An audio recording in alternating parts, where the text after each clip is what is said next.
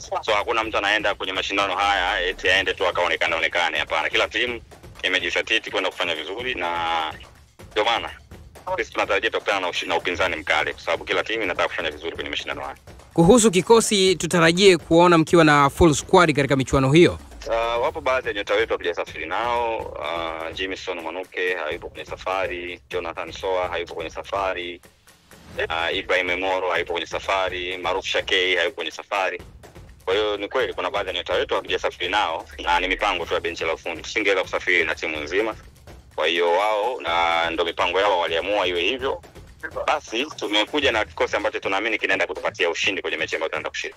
Na tutarajie kuona wachezaji hao wakiwa sio sehemu ya kikosi mpaka mwishoni mwa michuano, ama ikitokea mmedondokea mikononi mwa club kama Young Africans mtawaita ili kuongeza nguvu kwa ajili ya kupata matokeo chanya kwenye michuano hii? Hiyo sasa ni mipango ya benchi la ufundi. Wao ndio wataona inavyofaa. Kwa sababu wachezaji wote wapo, sio kama wamesafiri, wapo.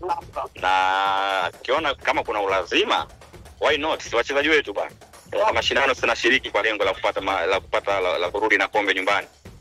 Kwa hiyo akiona kuna haja hiyo ya kocha pamoja na wenzake kwenye benchi la ufundi, why not?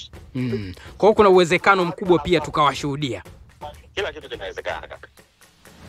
Sasa na tukitazama kwenye upande wa ligi kuu, huku mambo yanaonekana pia kuelekea katika mrengo ambao tunasema tunaelekea jioni hivi, na moja kati ya nyota kama huyu ambaye tumemzungumza